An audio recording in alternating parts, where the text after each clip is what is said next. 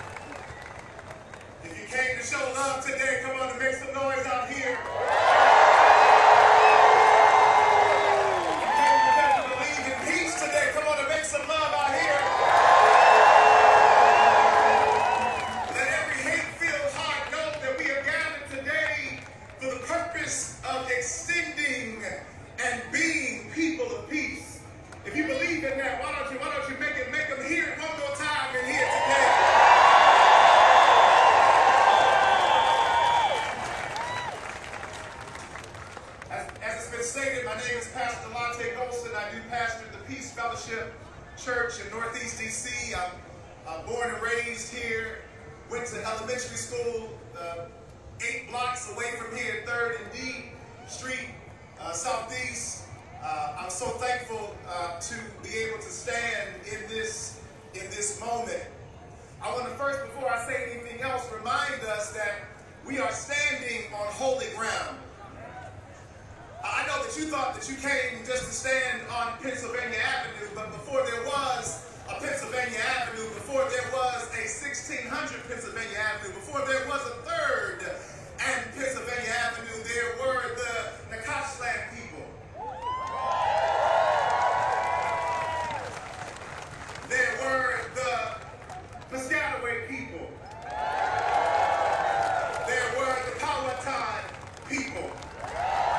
Here in this region, trading and living in peace with one another, until people wearing collars like me decided to displace them. And so we gather to remember that the land that we stand on is sacred land. And we acknowledge those who have come before us. We acknowledge the descendants of formerly indentured servants, then becoming slaves who traded with those indigenous Americans on this land. And so you are standing on holy ground. Amen.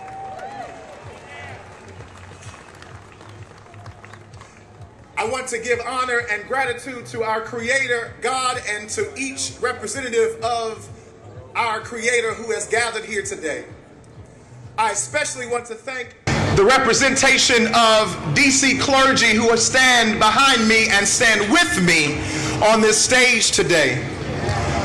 Showing you, come on and give them some love.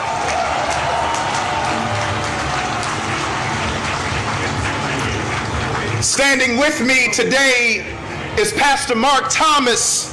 Standing with me today is Rabbi Esther Letterman. Standing with me, yeah, come on, give them love. Standing with me today is Pastor Christopher Zacharias and Reverend Anthony Moore and Reverend Gail Fisher Stewart and Minister Stephanie Thomas Gordon and Brother Sim Singh Aturiwa, and Reverend Terrence McKinley and Sister Nada Zaldi.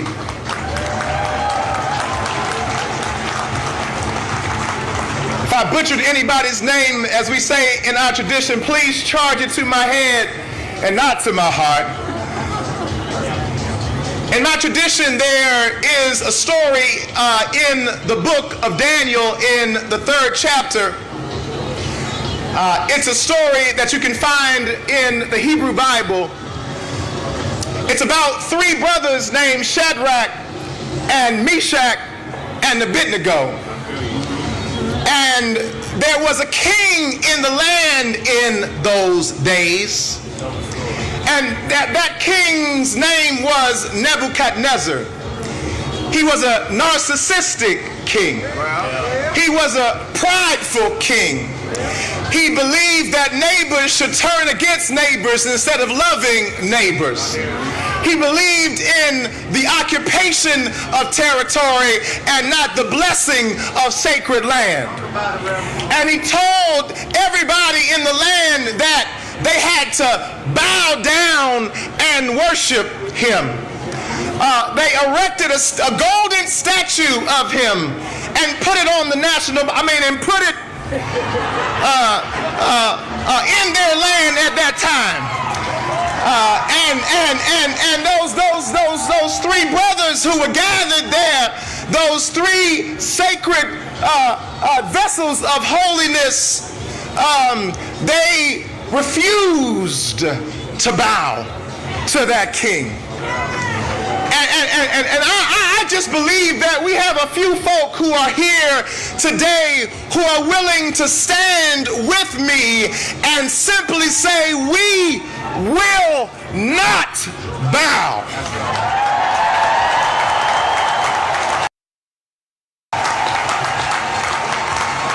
No, we won't bow to any power that traffics in fear and division. We will not bow. We won't bow to an empire or to a regime that believes in separating us by the documentation or the status that we carry or the faith that we witness to or the people that we love or the places that we come from, because our God knows the places that we are going. Our God is not concerned about where we came from. The God I serve takes us wherever we came from and tells us that you are the beloved of God. That's right. I encourage you, brothers and sisters, siblings that are gathered here together, look to your right, look to your left.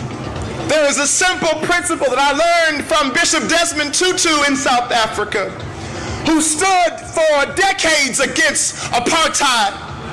And he simply taught us to look each other in the eye with a principle that we call the Sawubona principle.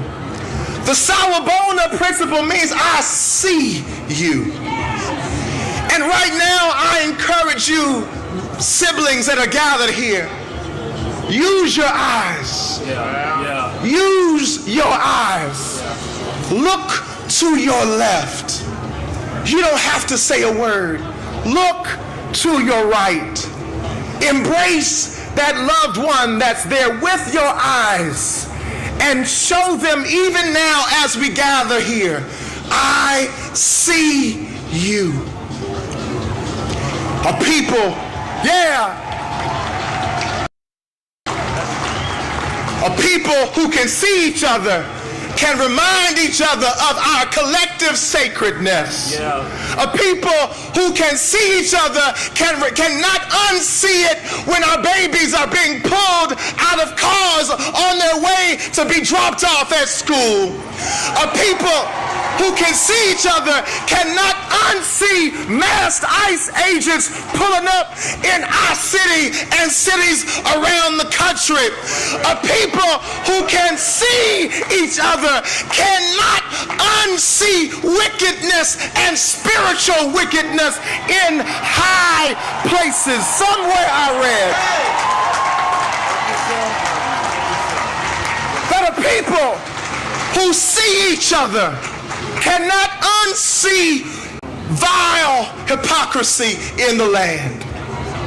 But a people who are determined to see each other will collectively say, we will.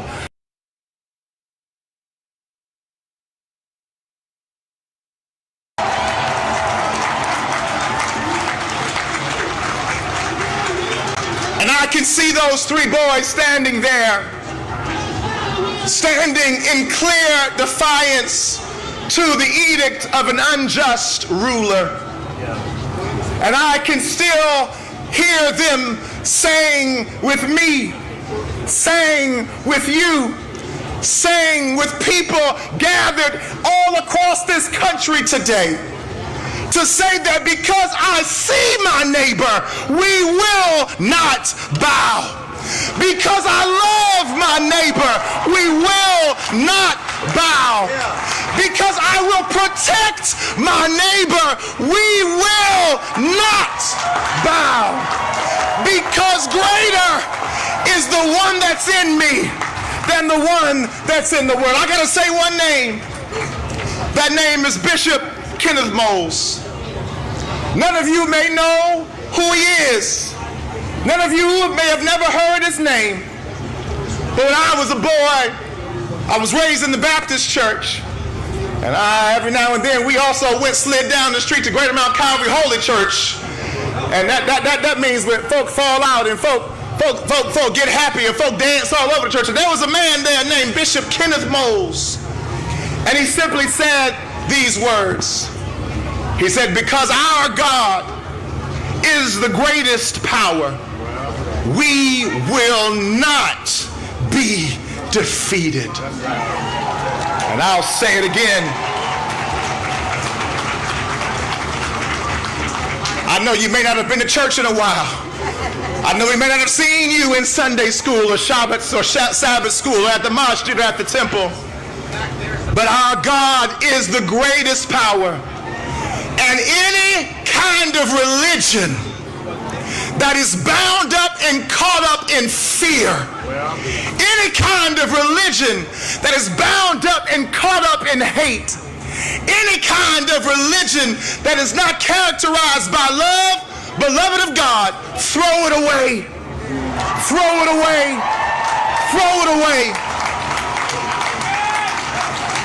But I'm believing that there are people rising up all over this nation. There are people rising up all over this land, this sacred land.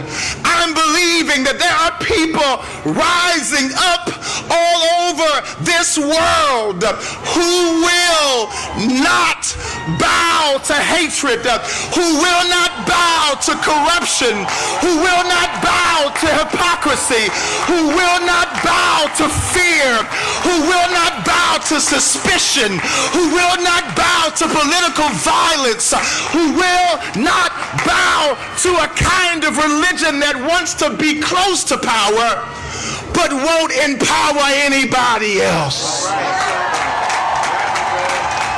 We will not bow.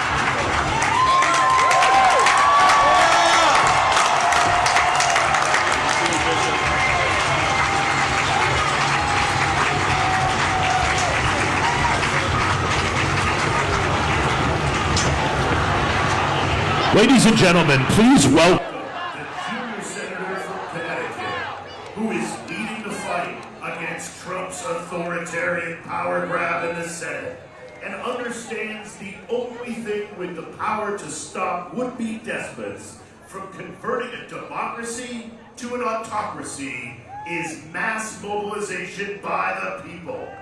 Welcome, Senator Chris Murphy.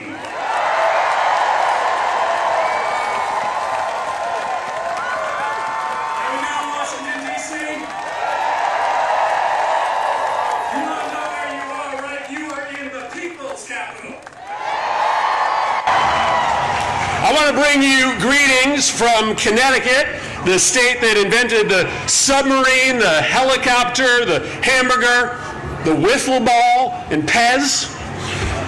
On our license plates, though, there's a very simple statement. It says, Connecticut, the Constitution State. We were the first state to adopt our own constitution. In my state, we couldn't wait to be self-governed. We couldn't wait to throw off the yoke of control and censorship from us. Before any other state, before our founding fathers, we wrote down in Connecticut the simple words, no kings. And I'm here today to share with you some unsurprising news. We are not on the verge of an authoritarian takeover. We are in the middle of an authoritarian takeover. But Trump has not won. Our democracy is in peril, but it can be saved. But no one's riding to our rescue, and I just want to be clear with you about that today. No one's riding to our rescue. There aren't establishment responsible Republicans that are riding to our rescue. The mainstream media isn't riding to our rescue. There's no oligarchs riding to our rescue. It is up to us to save us. Now, recently, when I gave this warning that we are in the middle of that totalitarian takeover, one of my colleagues said, well, be careful. You don't want to scare people, but you guys can handle the truth, right? You guys deserve the truth, right? The truth is that Donald Trump is the most corrupt president in the history of the United States of America. The truth is that he is enacting a detailed step-by-step plan to try to destroy all of the things that protect our democracy: free speech, fair elections, an independent press, the right to peacefully protest. But the truth is also this: he has not won yet. The people still rule in this country. And today, all across America, in numbers that may eclipse any day of protest in our nation's history, Americans are saying loudly and proudly that we are a free people. We are not a people that can be ruled. Our government is not for sale. Now, I want to be honest with you about what's going on, and you know it. As we stand here today, the government is shut down, and shutdowns are painful. They hurt people. And frankly, that's why there was not a single government shutdown when Joe Biden was president and Democrats were in charge of Congress. Because we acted like adults. We negotiated with Republicans. We found common ground. We kept the government open. But today, Trump is telling Republicans that they shouldn't even show up in Washington, D.C. The House Republicans have been on an unplanned vacation from D.C. for 5 weeks. And there's a couple reasons for that. First, they're trying to cover up for rich billionaire pedophiles. But second, because Trump does think that he's a king, and he thinks that he can act more corruptly when the government is shut down. But he cannot. He doesn't have new powers, extra powers in a shutdown. The President of the United States, during a shutdown, or even when the government is open, does not have the power to send masked men into our cities and pull off the streets our peaceful neighbors and throw them into the back of vans and into prisons. He never has that power. Whether it's a shutdown or not, the President of the United States does not have the power to use the FCC and the Department of Justice to censor our speech, to tell us that we cannot speak truth to power when we are protecting our democracy. He never has that power. And let me just say that I'm very proud of my Democratic colleagues who have drawn a line in the sand. And let me just speak for myself for a moment about this shutdown. I will not vote for a budget that throws millions of people off their health care just to pay for a tax cut for billionaires and corporations.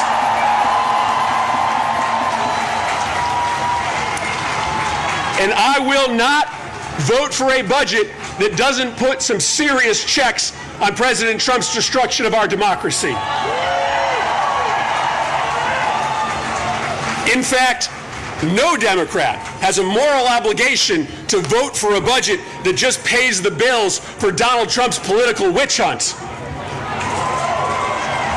So this is a moment for the people who work with me in this Capitol to draw a moral line in the sand.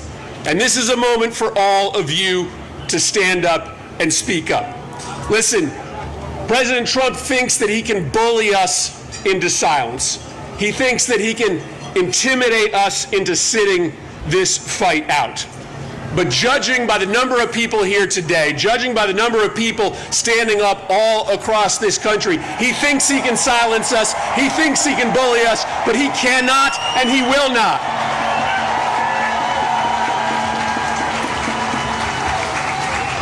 And the last thing I want to say to you is this. It's a simple thing.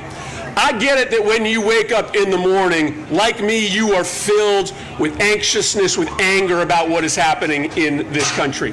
But I also want you to feel something else. Because this experiment, 250 years in, this bold, revolutionary experiment of self-governance in a nation that is a melting pot, where we are stronger because our differences from each other, right? That is a miracle that it has lasted for this long. And every single one of us needs to understand that when we wake up every day, we have an obligation, a duty, a responsibility to fight hard to protect that bold experiment. So I wake up every day filled with that same anger and anxiety. But I feel lucky that I am on earth at a moment where I can stand up on my 2 feet and have something to say about maybe the most defining fight of our lifetime to protect American democracy from ruin. I feel anger and anxiety, but I frankly feel joy that I have something to say and that I can tell my kids and my grandkids that when the moment came, I stood up to protect and save American democracy from ruin. And so you got a lot of awesome speakers here today. I heard a rumor that a guy named Bernie Sanders is in the house. I understand the role that I play. I'm just the opening act for Bernie, all right? But listen, I'm super proud of being here with you. I'm optimistic. I'm bullish about our ability to win this fight, and it's because 400 years ago, in the small but mighty state of Connecticut, we wrote down on a piece of paper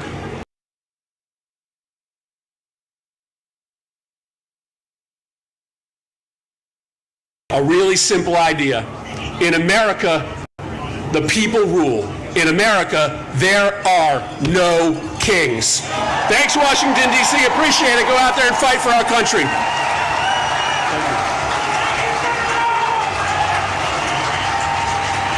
And now, let's give a warm No Kings welcome to Mehdi Hassan, founder and CEO and editor-in-chief of the new media company, Zateo. Ladies and gentlemen, brothers and sisters, friends, my name is Mehdi Hassan. I am a journalist, I am an immigrant, and I am a Muslim. I am everything Donald Trump loves. I am the Trump trifecta. I'm also a bit of a socialist, but shh, don't tell Stephen Miller, he alarms quite quickly. Can I just say, it is so heartwarming to see so many of you out here in DC today. DC, make some noise. We need to make sure today that they hear us in the White House and in the Capitol. All week, I've heard Speaker Mike Johnson and Republican members of Congress say that this rally, the No Kings rally, is a hate rally. A hate rally. The people who can't get through a single day without hating on late-night comedians and overweight soldiers and Muslim politicians and Mexican immigrants and Palestinian refugees and black women and transgender kids and peaceful protesters and Mr. Fricking Potato Head, they are lecturing us on hate? Really? I'm not here out of hate. I'm here out of love. I'm here because I love this country. I love America. I love the First Amendment. I love our democracy. I love our diversity. Yes, our diversity. And I am not willing to sit back and watch our glorious American multiracial, multicultural, democratic experiment, our constitutional republic, destroyed by the guy from Home Alone 2. Not gonna do it. Because I did not inherit America. I did not inherit America. I chose America. I wasn't born here. I immigrated here. And we immigrants, we love this country often more than the people who are born here, because we chose to move here, live here, swear an oath to the Constitution here, an oath that the guy down the street violates every morning and every night.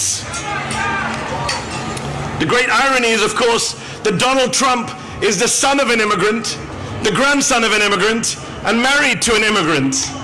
In fact, 2 of his 3 wives were immigrants, proving yet again that immigrants will do the jobs that even Americans are not willing to do.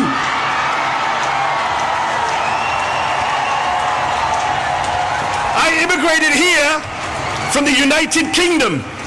You want to talk about no kings? The UK still has a king, King Charles III, but even he has less gold in his palace than Donald Trump has in the Oval Office right now.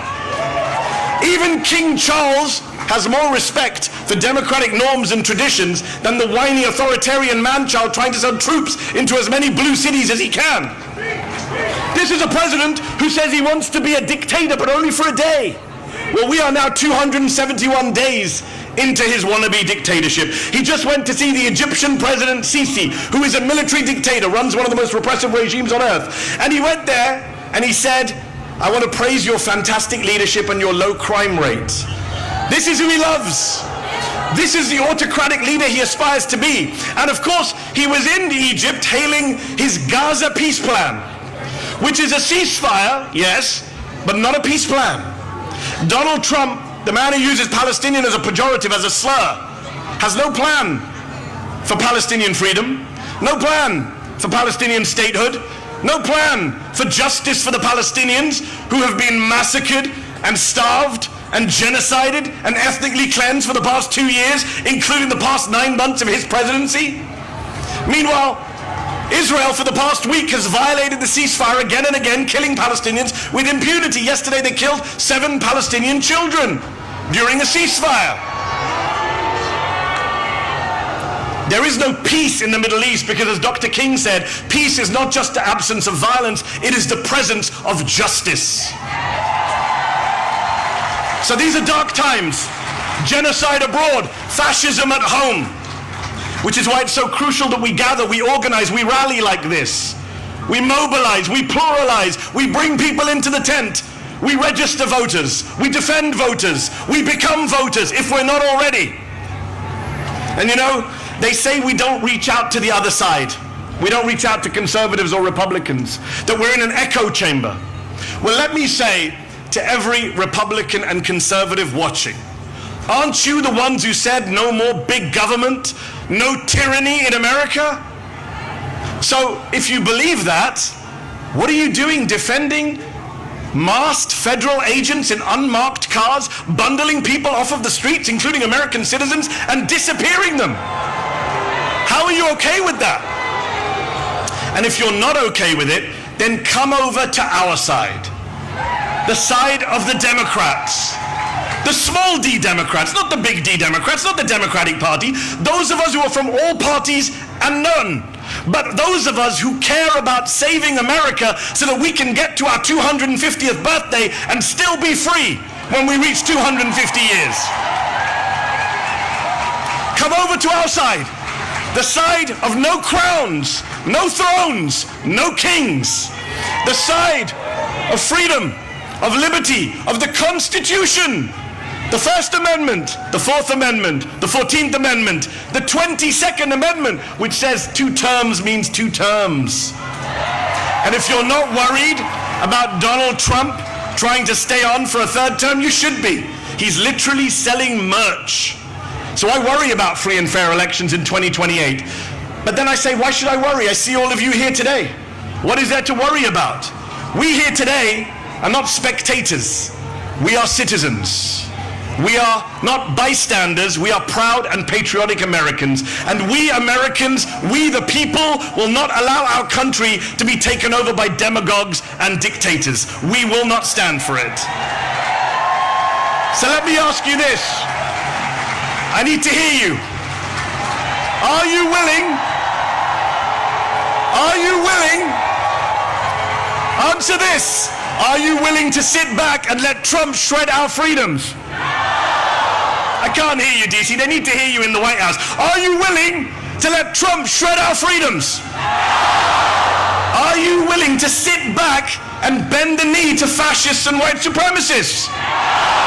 Are you willing to be the Americans on whose watch democracy died? Good, because people power is our last line of defense. Remember this, Donald Trump has never, ever, not in 3 elections, won a majority of the vote. Never. And I'll say this to you. Here's the math that they are scared of. There are more of us than there are of them. We are the majority. Say it with me. We are the majority. They're not loud enough today, Jesus. Come on, louder. We are the majority. Yes, we are. And we have no intention of losing our country, our democracy, our freedoms to that twice impeached convicted criminal and his gang of grifters. No way. We will out-organize them. We will outvote them. We will outlast them. Because when I see you all out here today, in your thousands, in millions across the country, I have hope. I have faith that America can defeat this fascist threat, this authoritarian mania, this MAGA cult, and save our freedoms. And I also have faith and hope that one day soon, the Palestinians will be free. Thank you very much for your time. God bless you all.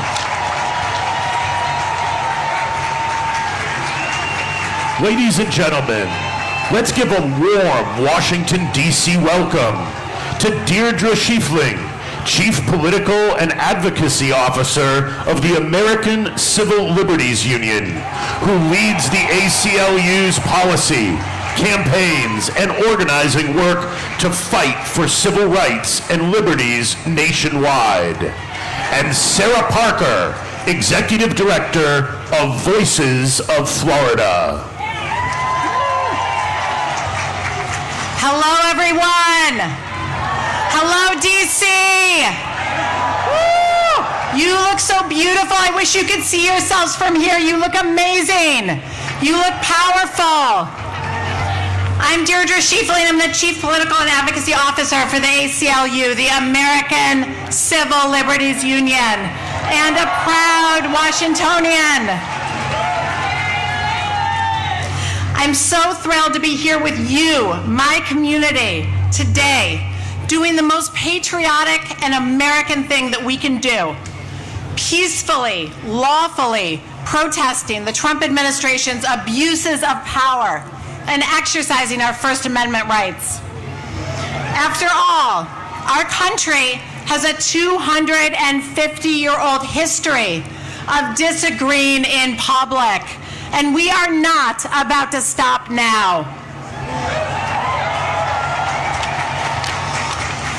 For more than 100 years, the ACLU has defended our country's freedom, especially the First Amendment freedom of speech. It's not just our opinion that everyone is entitled to their beliefs without fear of punishment. It's in our country's Constitution. It's the cornerstone of our democracy. Our basic American freedoms are not something that any president can take away from us. So why is Trump trying? What is he so afraid of? This moment is so much bigger than a political disagreement. It's about standing up for our rights and the future of democracy. The democracy we want is a country of freedom, a country of equals, a country of due process and laws that apply to everyone.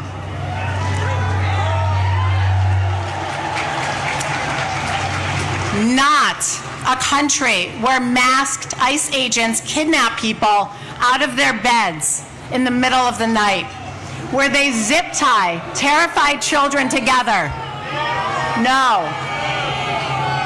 Not a country that tells schools and universities to teach ideology instead of facts. And certainly not a country that sends armed troops into our cities to scare us into silence.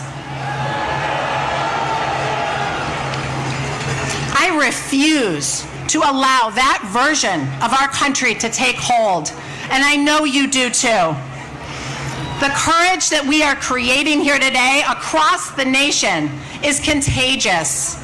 It's powerful, and it's exactly what they're afraid of. I want to tell you something I've learned. The best way to protect our freedom is to act free.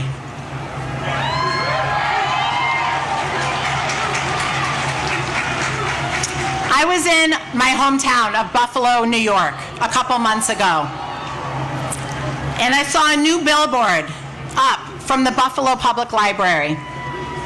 It said, "Free people read freely." Free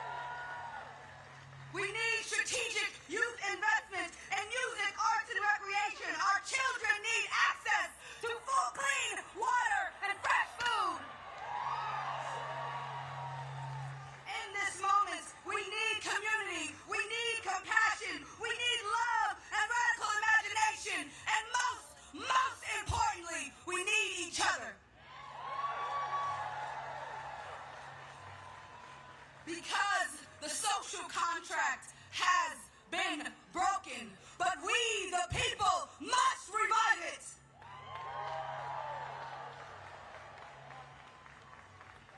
We, the people, can be stewards for a land of the free. We, the people, can be brave and make this broken house into a home for all of us. Because we are the source of power in this country.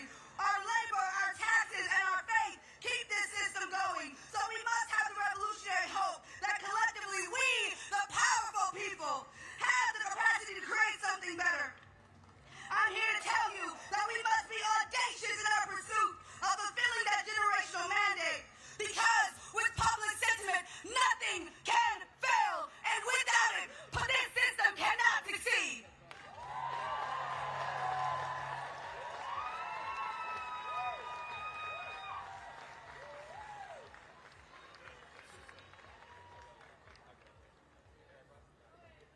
And now welcome to the Snow King stage, an American science educator, engineer, comedian, television presenter, inventor, keynote speaker, and author.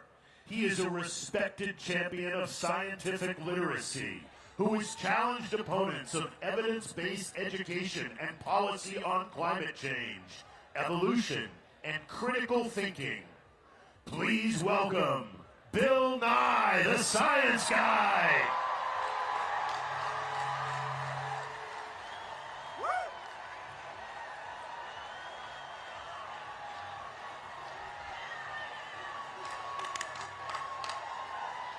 We love that song, Hello, DC.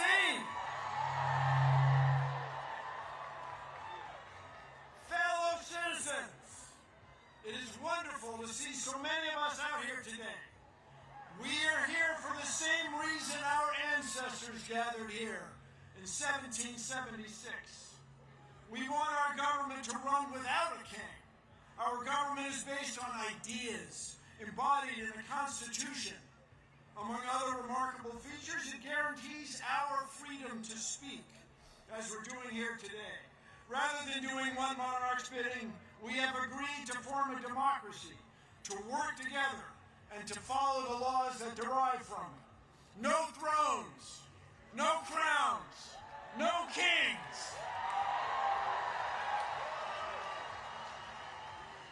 As many of you know, I am a native Washingtonian. I grew up here within the city boundaries. And when you grow up here, the affairs of the federal government are very much a part of your life. I remember well sitting on my father's shoulders and waving to astronauts as we, as a nation, celebrated their accomplishments back in 1964. In 1964, that was the first year my parents could vote for president as citizens of the District of Columbia. We still do not have voting representation in the district. Someday, perhaps.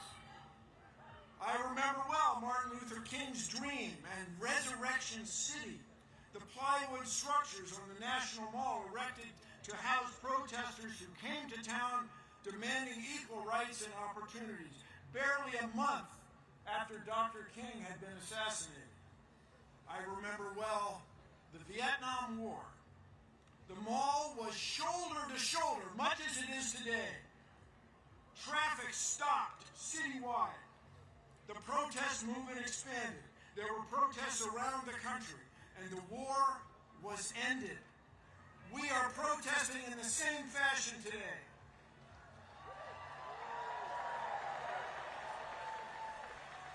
Only today, the stakes are higher. Rather than abandoning a war against an elusive, perhaps sometimes imaginary foe, we are confronting the possible end of our republic. We are here to tell our lawmakers that what's going on in our government is wrong.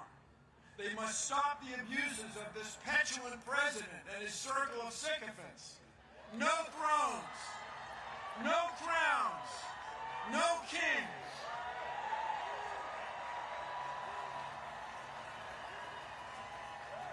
This president and his associates cannot tolerate dissent. To them, our free speech is frightening. They are arresting people and denying due process in courts. They tried to silence television hosts. They're trying to fire or indict civil servants, prosecutors, judges, even their own cabinet members.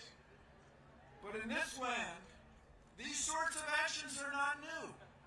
In 1776, our ancestors had had enough. They declared independence from a king by means of a document stored safely right over there on Constitution Avenue in the National Archives.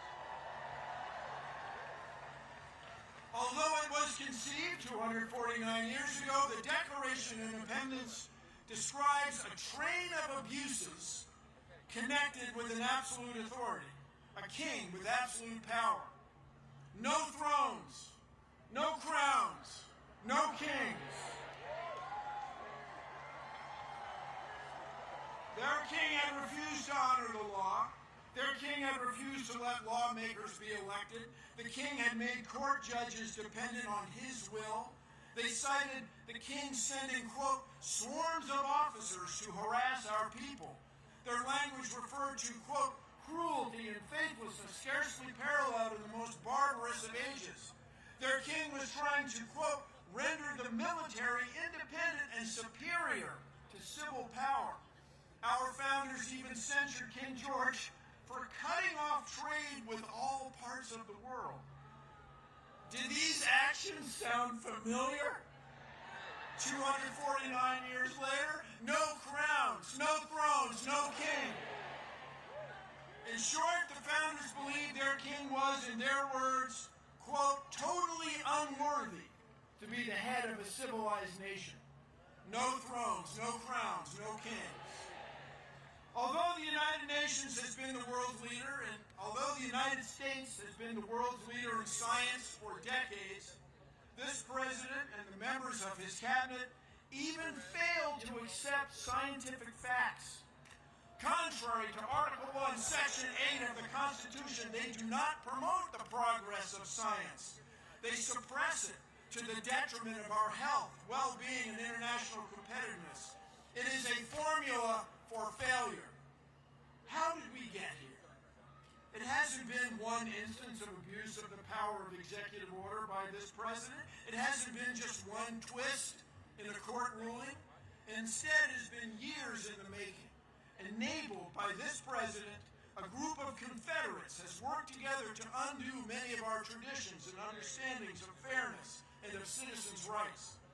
And they've done this through an odd legal tactic to overwhelm our court system with legal game after legal game, trying to hold or impound money secretly in order to let legal deadlines pass, to pretend that people they don't know or are from different backgrounds are somehow not quite citizens and not worthy of respect under the law.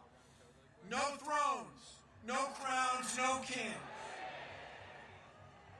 Let us now raise our voices. We are here demanding a return to the rule of law. Let the world know that we will suffer no king.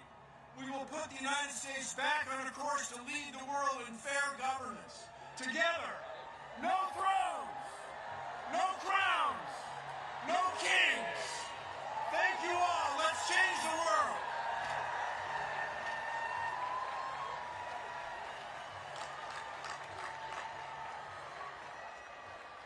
Ladies and gentlemen, now please welcome Ai-jen Poo, a care advocate and organizer who serves as Executive Director of Caring Across Generations and President of the National Domestic Workers Alliance and Care in Action, and Randy Weingarten, President of the American Federation of Teachers.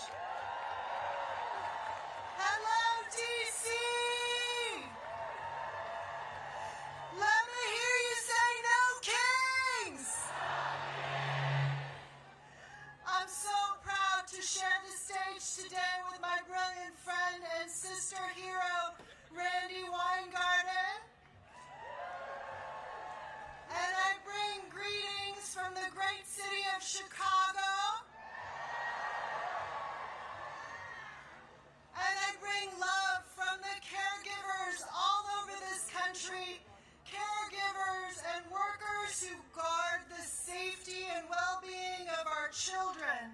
and enable the dignity and agency of older people and disabled people in our lives all over this country. We are out marching in cities and towns all over this country today because we see what's happening. Parents unable to afford life-saving medicine for their children. Caregivers losing their health care and their ability to take care of the people they love. Disabled people forced into institutions because their caregivers have been taken by ICE. Mothers violently torn from their children by armed, masked men with no due process. This administration has broken the law, lied, stolen our care, and is attempting to steal our constitutional rights and freedoms. They think that they will get away with it. They will not. There are no kings in America.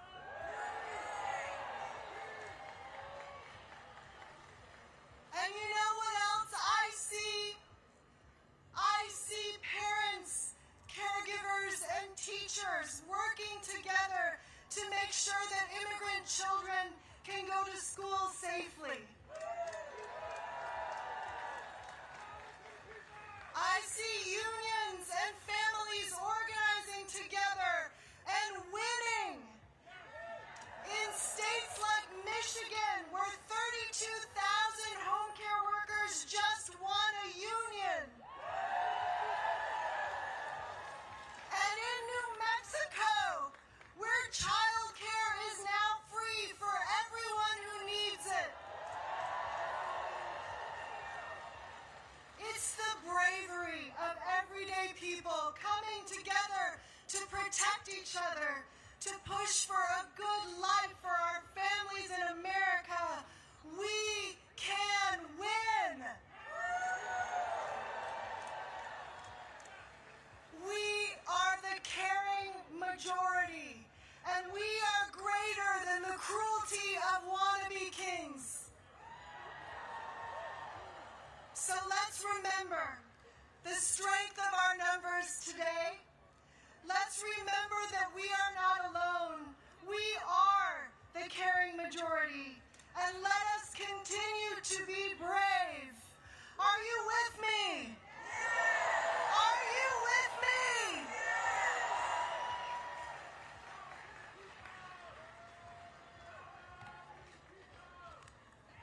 Thank you, Washington, D.C. From up here, you cannot see the perimeter. There are so many people who want to fight for our democracy.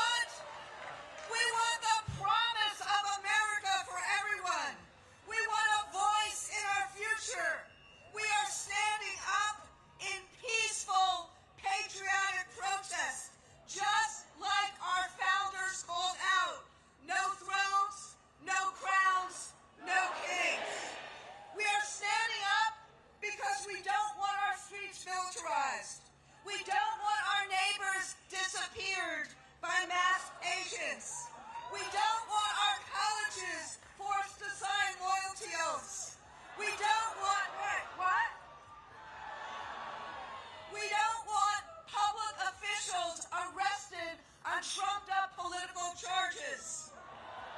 And, this is a little different, we want our federal government to fix the healthcare crisis that was created by the big ugly bill Republicans passed in July. We want a president who will keep healthcare premiums down, bring down the cost of groceries and housing, strengthen public schools, make college affordable, and embrace workers' rights. Again, what is radical about any of that? Exactly. We want the president to spend his time solving our country's problems, not settling scores with political opponents. We want a future that is based on fairness and justice and the rule of law, not chaos, corruption, or cruelty. So, I'm going to end with a couple of labor slogans here. Because, my friends, we are in an existential fight. And right now, we all have to organize and be stronger and bolder because no one is going to save us but ourselves. So, we got a lot of sayings in labor, but the first one is, when we fight, when we fight, when we fight, and the second is, the people united will never be defeated. The people united will never be defeated. The people united will never be defeated or divided.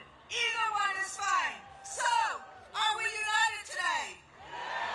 Will we fight for our democracy? Will we fight for the promise of America? This is about loving America, right? So we're sending a clear message to the president. Rather than smearing those calling out problems, solve those problems. So today, no kings, tomorrow freedom. Today, no kings, tomorrow freedom.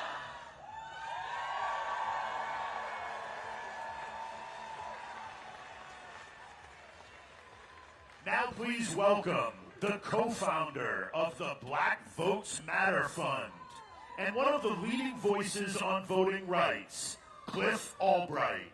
He is joined by 10th grader Zion, a youth student advocate from the Trigger Project. Good afternoon, everyone. My name is Zion Stewart.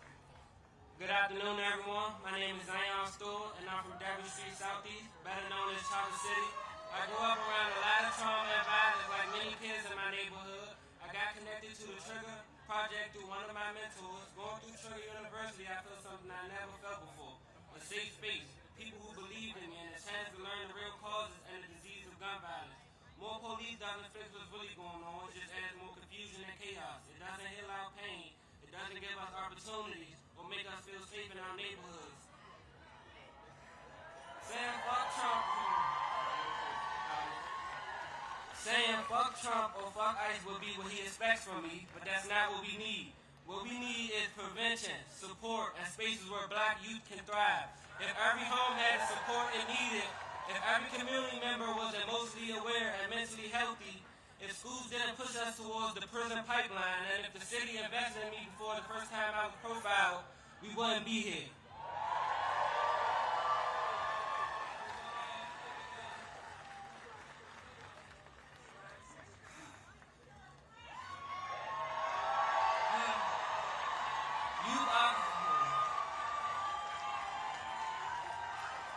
Youth are the solution, not the problem. We deserve to be understood, not blamed or preyed upon. Free DC, we are prevention.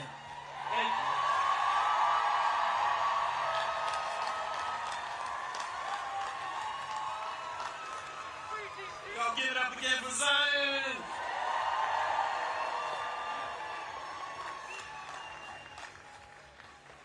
Last time time I was here, was speaking at a rally like this, was 2021 for the Freedom Rise, when Black Voters Matter and dozens of other organizations organized for voting rights legislation, like the John Lewis Voting Rights Advancement Act and the For the People Act. I got you, sis, and H.R. 51 D.C. Standard. When I say D.C., you say Standard. D.C. D.C. We organized for those voting rights because we knew that we'd be in a moment like this. A moment where we have a wannabe dictator and a do-nothing Congress trying to take away our voting rights, trying to cancel elections and purge voters from the rolls. We knew it was coming. Just this week, the Supreme Court heard a case that could put the final death blow to the Voting Rights Act. It could eliminate black representation for black communities, and it can create at least 19 seats that are currently protected by the Voting Rights Act would be eliminated by many of these red states. And this is happening at a time when we are seeing mid-decade redistricting in places like Texas and Missouri because we have somebody who wants to be a king. We have somebody who, just like he said to Georgia, go find stay within the black community. It affects this entire country. And so we join you in saying, no kings. But we got to go beyond no kings, because the last time that call was made in 1776, 1/4 of this country's population was enslaved. And so we've got to go beyond no kings. We've got to recognize that they have used divide and conquer ever since that time in 76, or ever since 1619, to keep us divided, to divide those who were enslaved from those who were poor whites, to divide us from those indigenous brothers and sisters. They've been using that divide and conquer tactic, and they're still using it today to keep us divided, all of our communities. But I've got some good news for you. Because what I know is this: if divide and conquer is one of the oldest tricks in the books, then by definition, one of the most revolutionary acts of resistance is simply to be united. For us to stand together, to sing together, to laugh together, to cry together, to fight together. Power to the people, yes, because what I also know is this: their hate cannot beat our love. And when I talk about our love, I'm not talking about a Valentine's Day kind of love. I'm talking about a radical love. I'm talking about you might have to flip over the money changers tables kind of love. I'm talking about a love that is merged with power, because those two things are not opposite, they go together. As Dr. King told us, power without love is reckless and abusive, but love without power is sentimental and anemic. That's what I'm talking about. He went on to say that power at its best is love implementing the demands of justice, and justice at its best is power correcting everything that stands against love. That's what we need. And when we have that kind of love and power, when we walk in that kind of love and power that sees all of our communities, from Vermont all the way to Memphis, from LA all the way over to DC, especially Southeast DC. When we walk in that kind of love and power, there ain't nothing that I want to be a small, petty dictator. There ain't nothing that he can do to stop us. Because when we walk in that kind of love and power, there's nothing that we can't do. But we've got to believe we've got that power. Do y'all believe? Do you believe? Let me hear you say, I believe. Let me hear you say it with all your heart, from the depths of your soul. Say, I believe. Let me see you put a fist up and say it so loud that the wannabe small man in the White House can hear you say, I believe. And when we believe, then we will truly build the society that we want. And that society will have no kings. Thank y'all.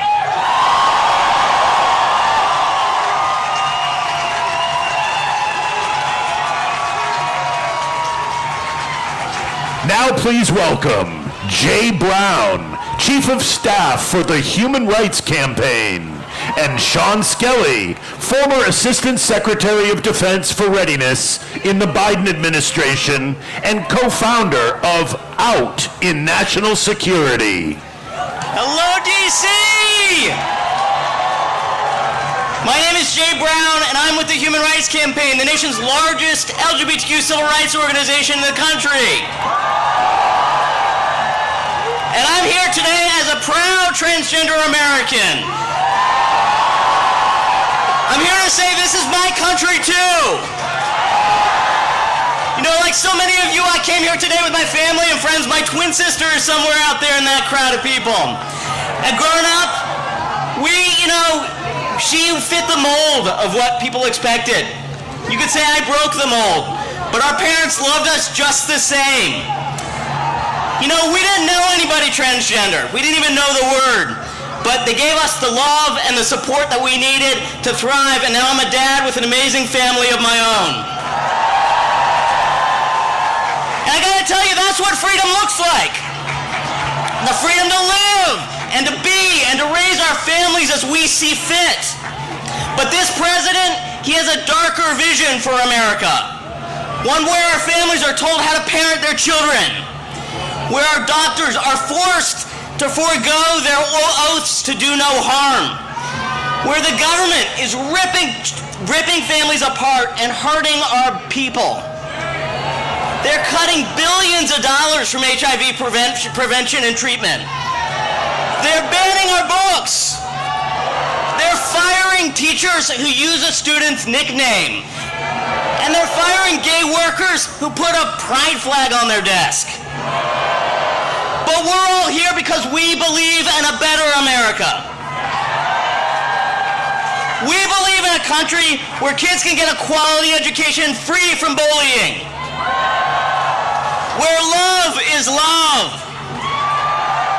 Where freedom is afforded to all and not reserved for the wealthy few.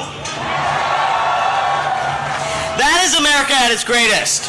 That is our America. And on behalf of HRC's 3.6 million members and supporters, I'm here to say that America does not and will not ever have a king. The truth is, no one rally's going to save us. No court ruling, no single election will save us. We have to save ourselves. We have to build workplaces that are safe, classrooms that are welcoming, communities where we see each other not as our enemies, but as our neighbors. And we must always resist the temptation to believe only in the worst of this country. That's what he wants. He wants us to be defeated. Are we going to be defeated? No! He wants us to be silent. Are we going to be silenced? No! He wants us to be scared. Are we scared? No! You know, we have the power to build a better tomorrow. LGBTQ plus people, we live in every zip code and are from every background. We were born here and we immigrated here. We come from red families and from blue families. And we are here to say that this is our America too. No one knows that better. No one knows that better than my friend and a tireless public servant who's on stage with me today. A true patriot who knows the cost of freedom. I'm proud to pass the mic to former Assistant Secretary of Defense for Readiness and our HRC board member, Sean Skelly.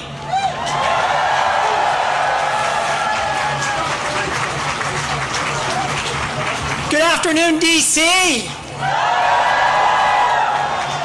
As Jay said, I'm Sean Skelly, a retired Navy officer, a former Assistant Secretary of Defense, and I serve on the board of the Human Rights Campaign.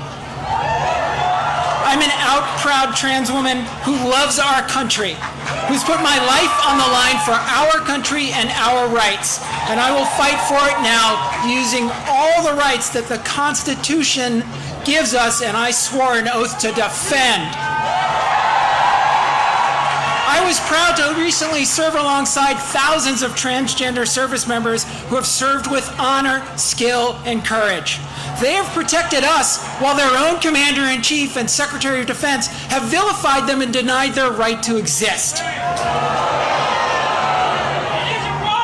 Anyone who serves in uniform deserves so much better than what this tainted chain of command has to offer. This administration targets these brave Americans because of its wanton campaign to drive me and all of my transgender brothers and sisters out of our country.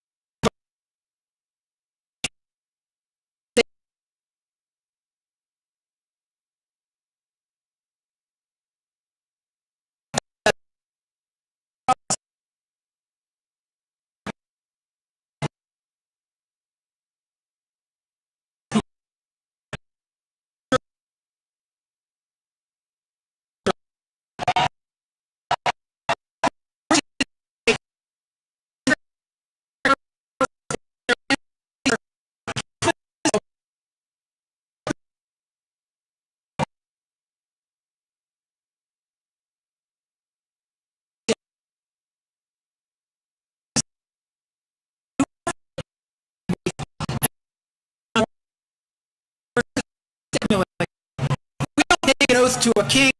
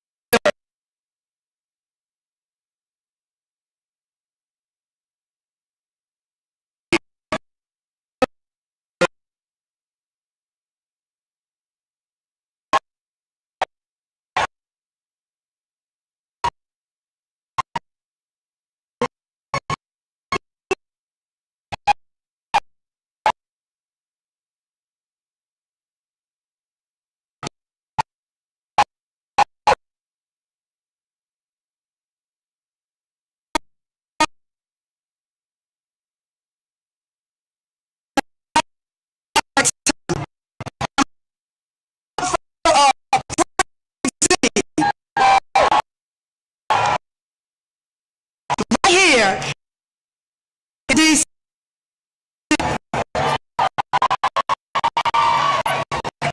as many of you know, I am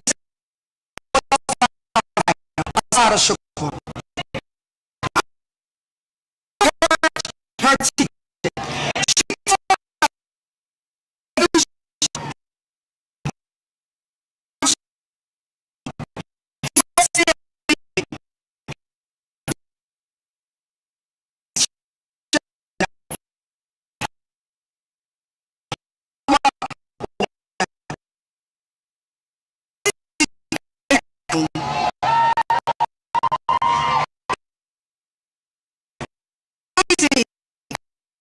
you carry the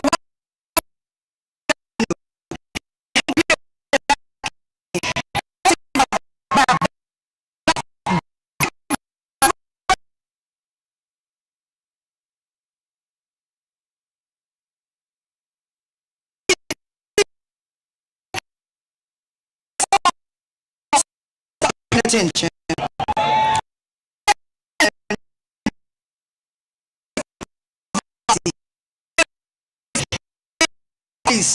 Since post-Civil War, we have been demanding and calling for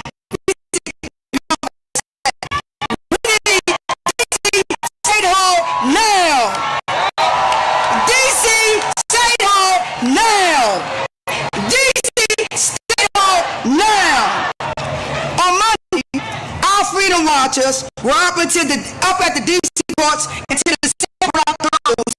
2 o'clock came on them. They were watching hearing after hearing of our neighbors being kidnapped over the weekend. 300,000 black women who have been fired in the last few months. Most of those are federal workers right here in the district. And we just listened to lawyers argue at the Supreme Court that fixing the system to make it fair for black people somehow harms white people. This is what we're up against. This is what we are up against. Black people freedom is being threatened by a felon democracy and have been punched by white fragile supremacy. Here in D.C., we have been organizing, protecting, and building long before cameras arrive. If you want to help, listen to those who have been doing this work before Trump became in office, before all of this came to play. Listen to the ones that's been on the ground ever since 400 years ago. I see all of you right here, and y'all see me. All of the applauses, and yet, when you all call to meet, when I call you to meet impacted black people, where will you be? Ask yourself, where will you be? Will our movements need funding? Where will you be? When you are invited to teach, to share your skills, to support, strategize, and to defend black people in public, where will you be? Solidarity is measured by what you do when you are called forward. Community is responsibility, structure, and work. It's both the noun and the verb. It's the people and it's the people in motion. It is how we build safety for each other. It's how we keep us safe. Who keep us safe? We keep us safe. Who keep us safe? We keep us safe. Black people have been carrying the moral weight of this world for generations. We have stood in the gap for every fight against oppression, from Palestine to right here in D.C., because we believe everyone deserves to be free. We are not free until all of us are free. And I'm going to leave you. Ocasio-Cortez taught me once again, weapons of mass instruction and weapons of mass love. She said it's not enough to change the system, we must change ourselves. That kind of change requires that we hold the line for one another. Protest black people in public and in private. I see you. I see your faces, just like you see mine. Will you tomorrow? Will I see you tomorrow? Will I see you next month? When more of our rights are being stripped and more of our black bodies are put in cages. Don't watch from the shadows. I charge you. I charge you to be on the front lines. I charge you to fight. And we will not end because the day won't end with this stage when the stage come down and the cameras leave and you return home. The fight for our collective liberation is not contained to this presidio of the media attention today. So again, ask yourself, where will you be? My charge is you don't comply. I want you to say no to the kings. We call them oppressors. And I want you to help us to free the land, to free the people, and free us all, and free D.C. Free D.C. Free D.C. Free D.C. Free D.C.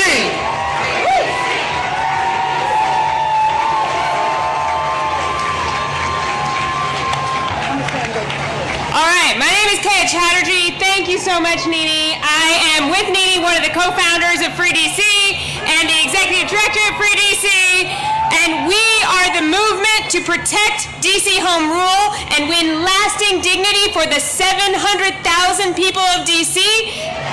Let me hear you, DC. Who out here is here today for a Free DC?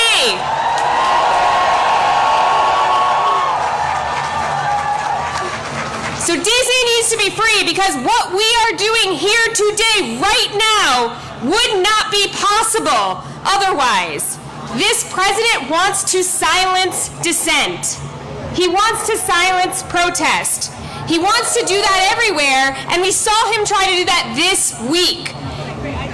President Trump and his allies lied about this very event that we are attending right now. He tried to get us all to stay away from here. But did we do that? Our right to protest is important everywhere, really it is, but there is nowhere that it is more important than here, in the capital of the country. We know what authoritarian rulers do. Authoritarians, they try to prevent dissent in the Capitol. They want to control capitals. They have tried to control capitals through the history of time and space, because controlling a capital is a way to control a nation and a way to prevent the transfer of power. This president is no different from those authoritarians, and we saw that on January 6th, right? We saw that. And this president started attacking DC again the day he took office again. Today, we are in our third month of military occupation by armed forces from multiple other states in DC. There are gangs of federal agents who are attacking our communities.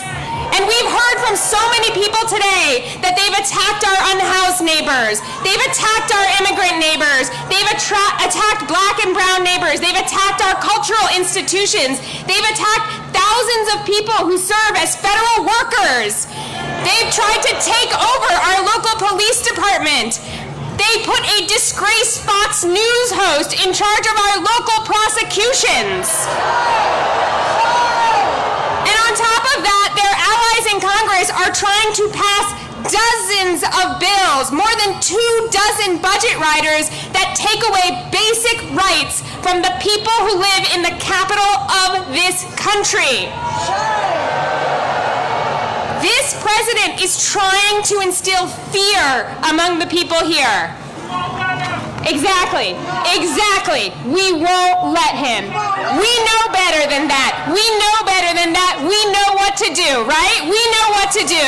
The people of DC are joyful.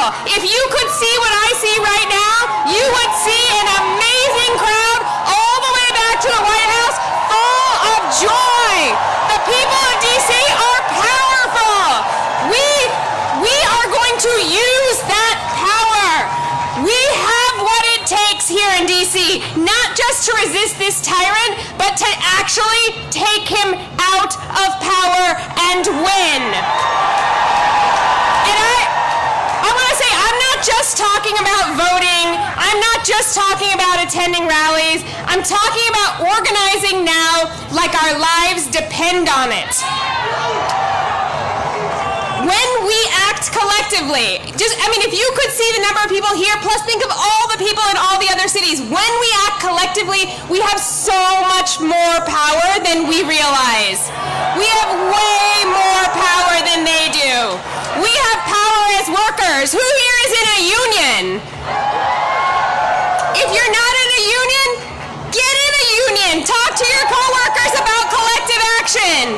We have power as consumers. We can choose to either fuel the companies that are profiting off of our oppression, or we can starve those companies.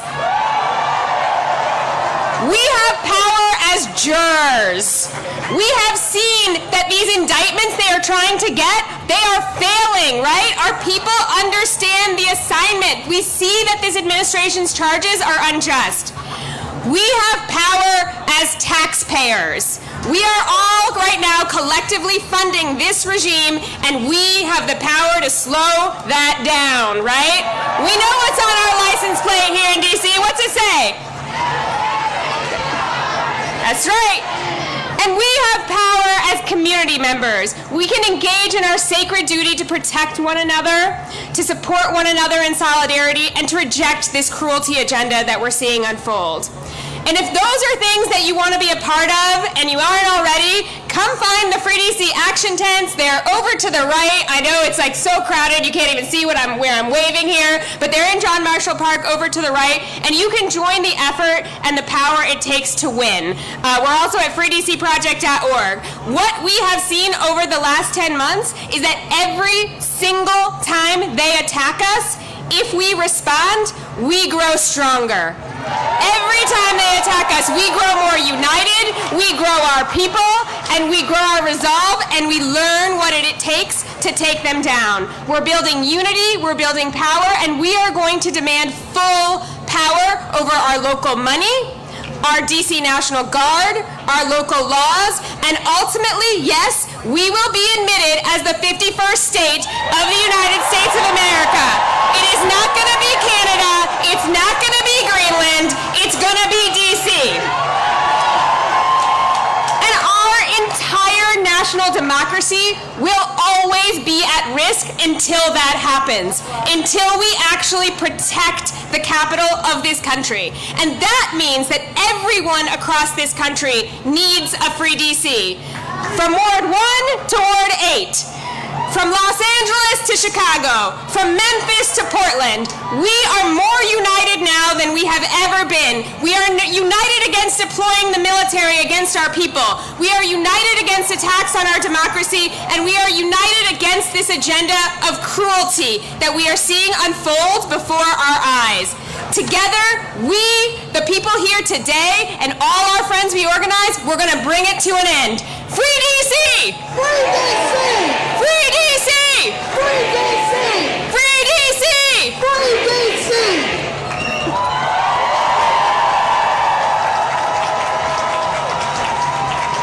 Washington, D.C., please welcome to the stage Leah Greenberg and Ezra Levin, co-founders of Indivisible.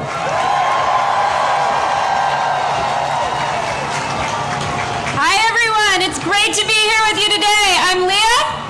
Hey, I'm Leah's husband. And we are the co-founders of Indivisible. We support a movement of thousands of local indivisible groups organizing in every state of the country. These are regular people who understand that saving our democracy is too important to be left to the politicians, and it's going to take all of us. Woo. Now, I've got a question for you. How many kings do we have in America? That's right. We are in the middle of a sprint by Donald Trump, Stephen Miller, their MAGA cronies, to consolidate power and bully American society into submission.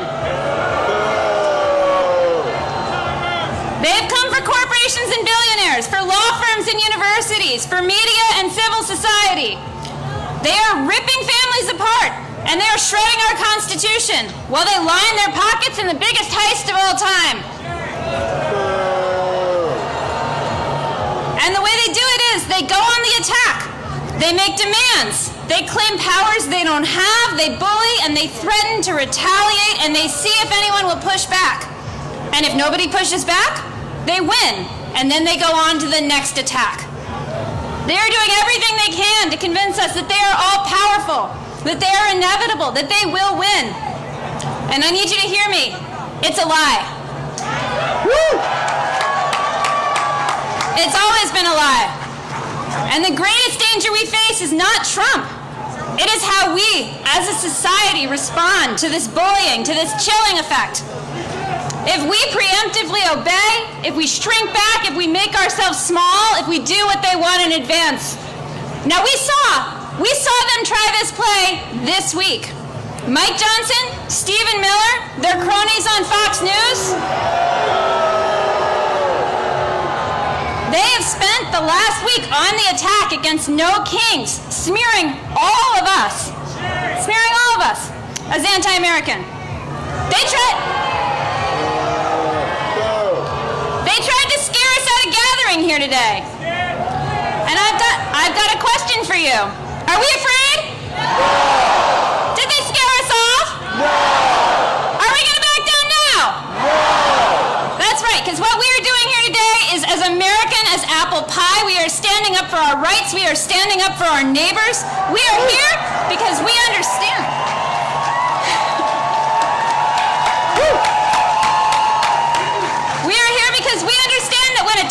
threatens your right to free speech, you call his bluff and you stand up.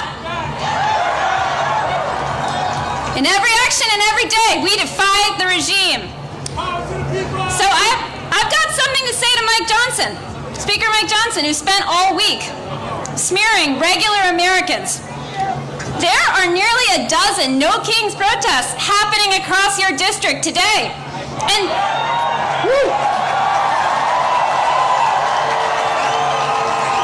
since you've not been doing your job for over a month now, I bet you've got time to stop by. Leah Greenberg, everybody.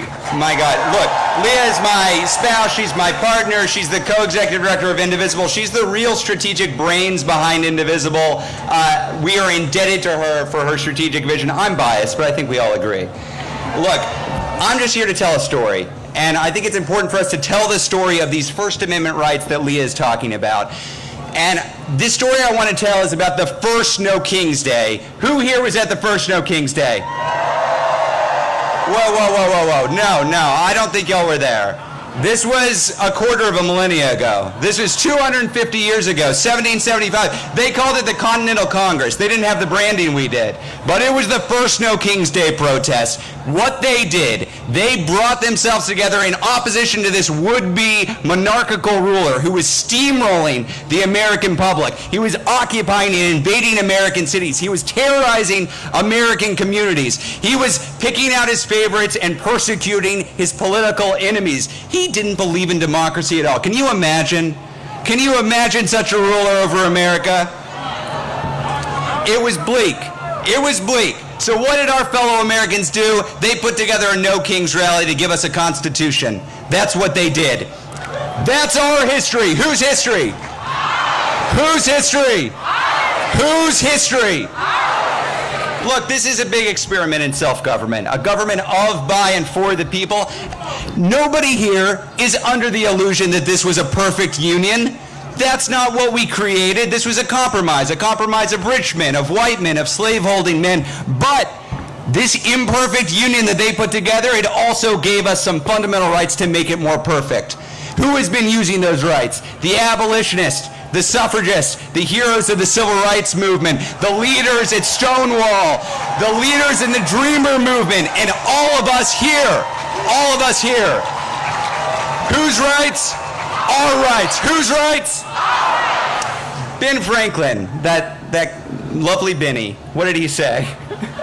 Benny told us all, when asked what they had created, he said, "A republic if you can keep it." Who's going to keep this? Who's keeping this republic? That's right. We love this country enough to demand more of it. You know who doesn't want us to make any demands? This regime. The tech fascists, the billionaire backers, they want us lazy and pliant and docile. They want us alone and afraid and powerless. Are we powerless? Are we alone? Damn right we're not. As I stand here today, Elon Musk, remember that guy? He's out of the White House.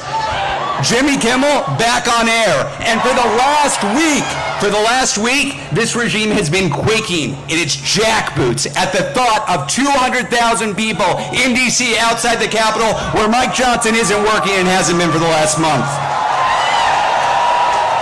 You know what it turns out? It turns out that we're braver than the billionaires. Who's braver than the billionaires? Who's braver than the billionaires? This is my favorite part, folks. I get to name some names.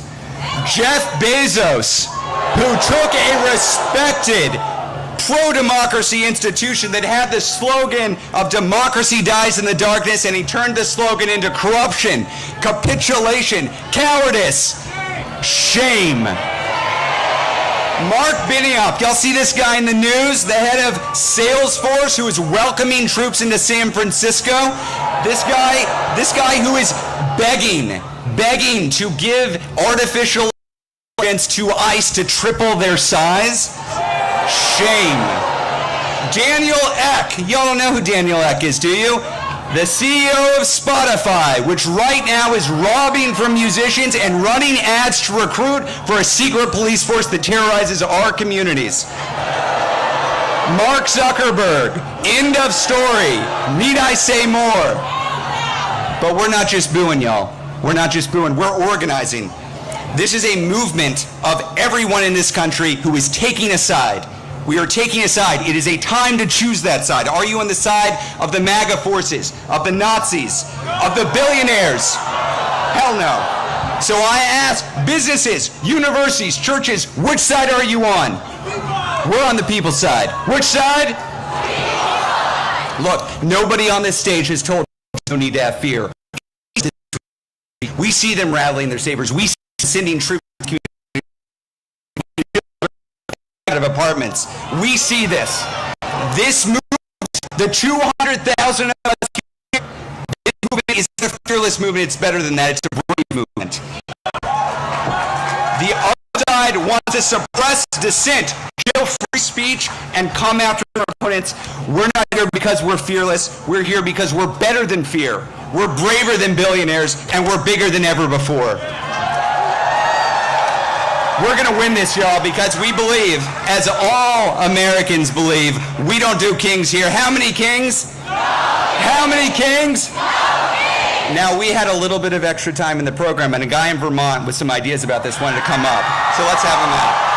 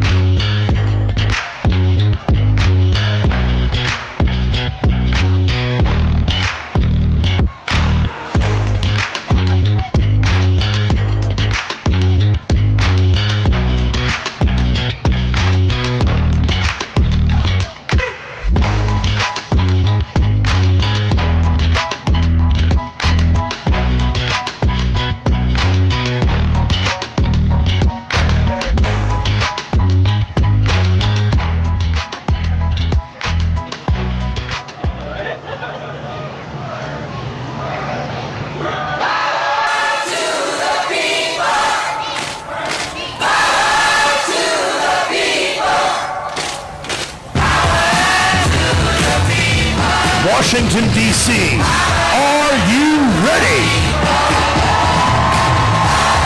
Here we go. Please welcome the senior senator from the great state of Vermont, the Honorable Bernie Sanders.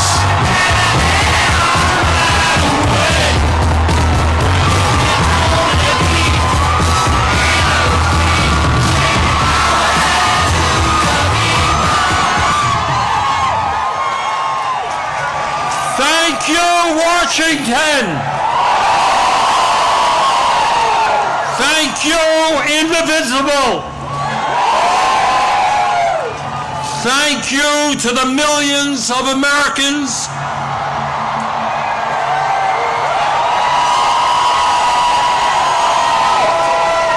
from our smallest towns to our largest cities in every state in our country who are gathering today at thousands of rallies.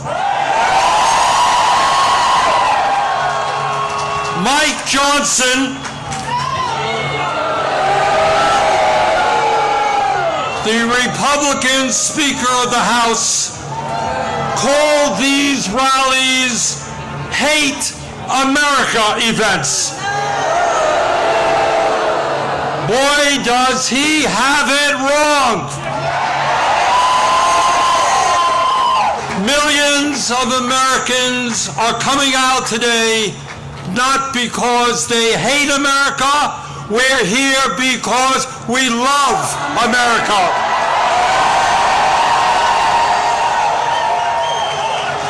We're here because we're going to do everything we can to honor the sacrifices of millions of men and women who over the last 250 years fought and sometimes died to defend our democracy and our freedoms. In 1776, with extraordinary courage, the founders of our country announced to the world that they would no longer be ruled by the King of England, a king who had absolute power over their lives. They demanded freedom.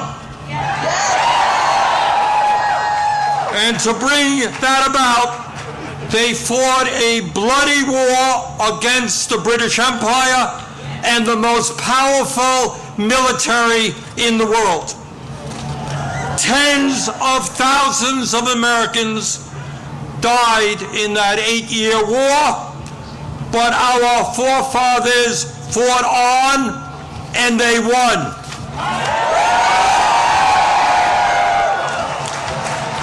And in 1789, after winning that war, they did something extraordinary. They established the first democratic form of government in modern history. They said loudly and boldly to the entire world, no more kings.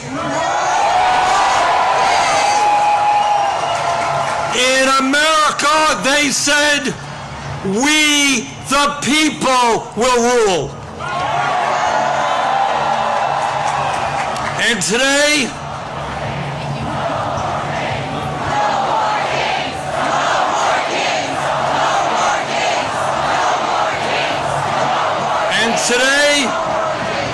today in the year 2025, in this dangerous moment in American history, our message is exactly the same. No, President Trump, we don't want you or any other king to rule us. Thank you very much, but we will maintain our democratic form of society. We will not move toward authoritarianism in America. We, the people, will rule.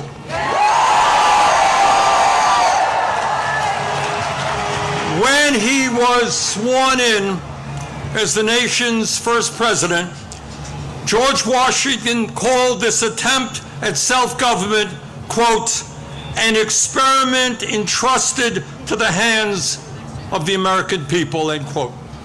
My fellow Americans, in an unprecedented way, that experiment is now in danger.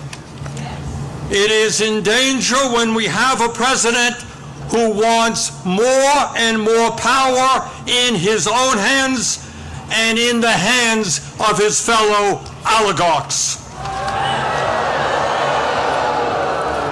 It is in danger when we have a president who claims that peaceful protests in Portland, Oregon, or Chicago, Illinois, is an insurrection, and calls in the U.S. military, and then threatens to arrest the mayors and governors who resist them. It is in danger when we have masked agents working for ICE breaking down doors, throwing people into vans without due process, and taking them to God knows where.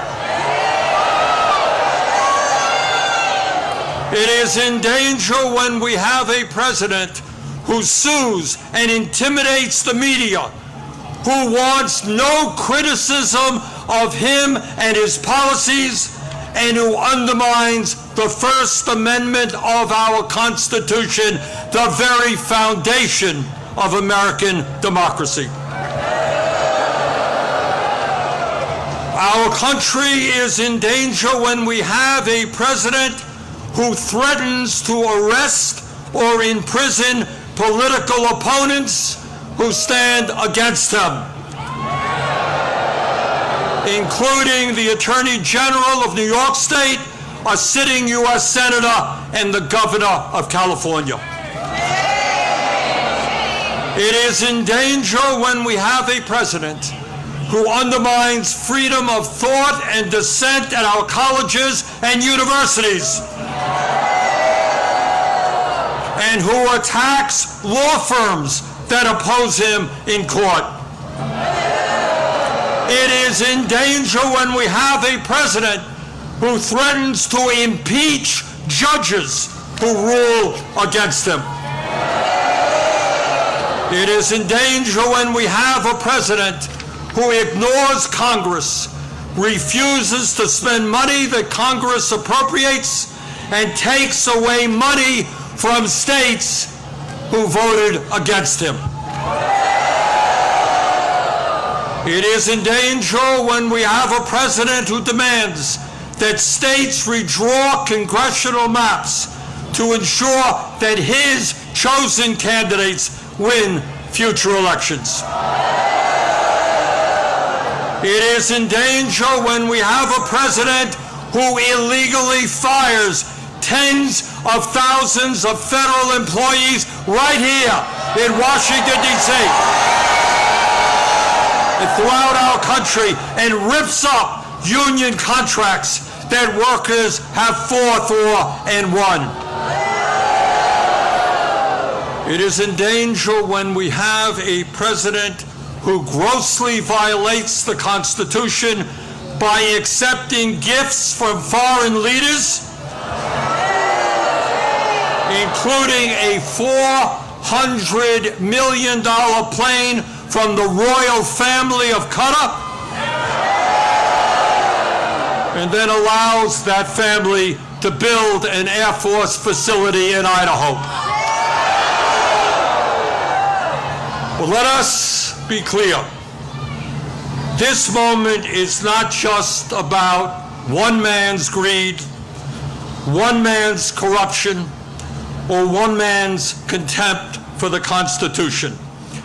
This is about a handful of the wealthiest people on earth who, in their insatiable greed, have hijacked our economy and our political system in order to enrich themselves at the expense of working families throughout this country.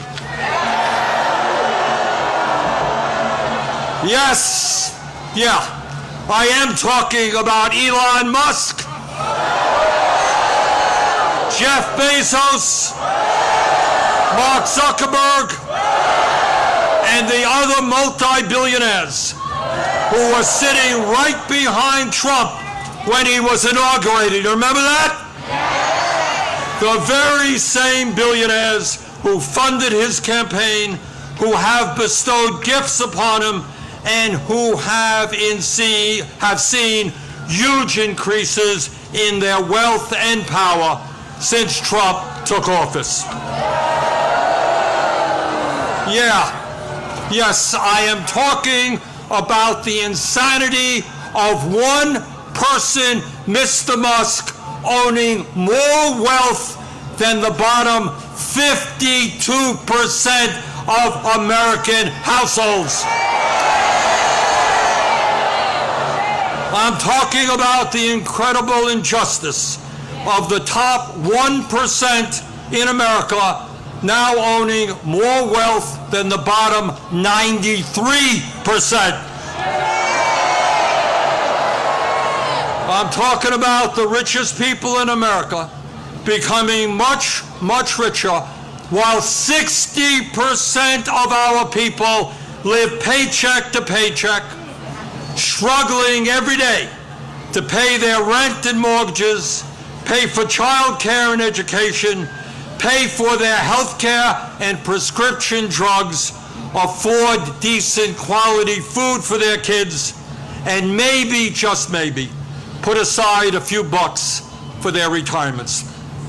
I am talking about our nation, the richest country in the history of the world, having the highest rate of childhood and senior poverty of almost any major country on earth.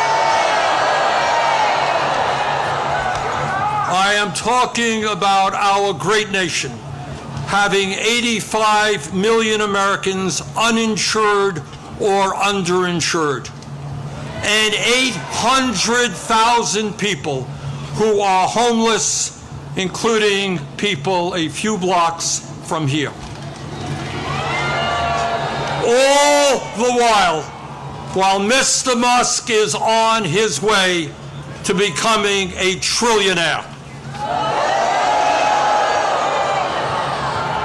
I am talking about the incredible danger of the richest people in this country pouring hundreds of billions of dollars into artificial intelligence and robotics, which in the next decade will decimate tens of millions of jobs for the American working class.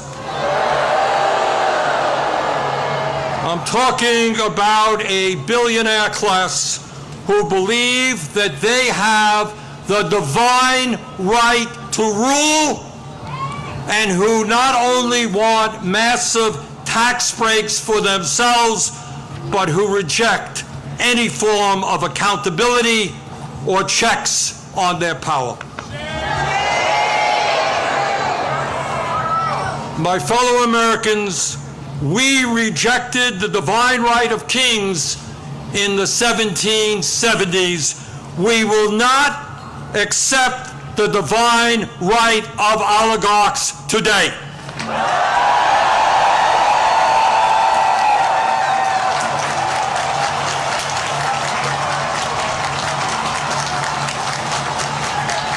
And now let's take a brief look at where we are today. Where we are today on the 18th day of a government shutdown, which is depriving millions of federal employees of the paychecks they desperately need and deserve. Let me cut to the chase and tell you exactly what this shutdown is all about. As a result of Trump's big, beautiful, disgraceful bill,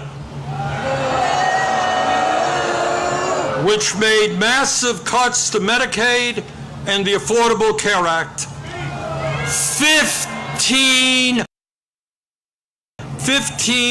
million low-income and working-class Americans are going to lose the health care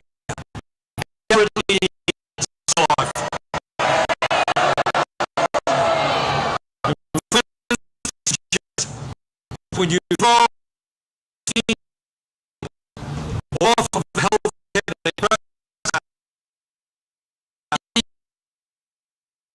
will die unnecessarily every year.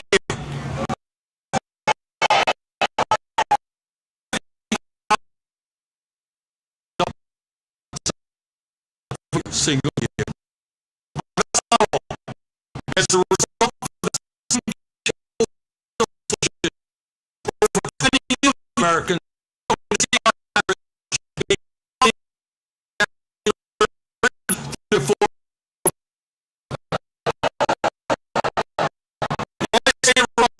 today, people receive notices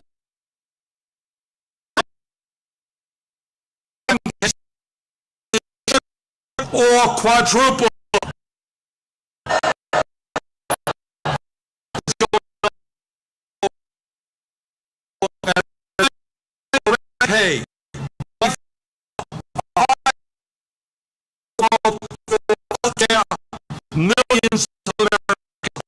see outrageous pieces in afford.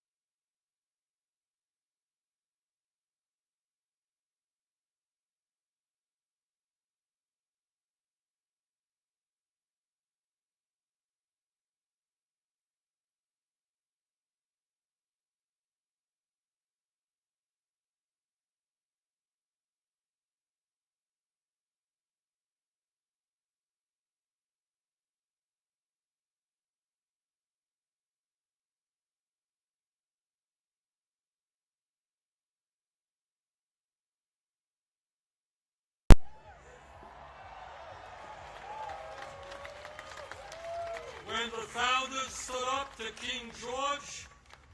They were told it was impossible, but they won. When abolitionists fought to end slavery, they were told it was impossible, but they won. When workers organized to form unions and stood up to their bosses, they were told it was impossible, but they won. When women demanded the right to vote, they were told it was impossible, but they won. When black Americans fought to end segregation, they were told it was impossible, but they won. When the LGBT community stood up for their rights, they were told it was impossible, but they won. Brothers and sisters, they did it then, we can and will do it now. And how do I know that we will succeed? Take a look at this huge crowd right here in our nation's capital. But it is not just here, as I understand it today, October 18th, 2025, there are more people out on the streets in more communities all over our country than we have ever seen in American history.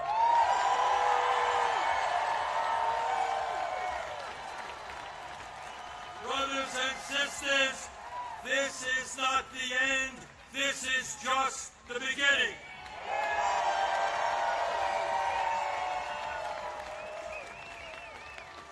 Together, when we stand united, when we don't allow Trump or anybody else to divide us up by the color of our skin or where we were born or our sexual orientation, when we stand together, we will create the kind of nation that you and I know we can become. We can and will create a nation devoted to freedom, justice, and democracy. Thank you all very much.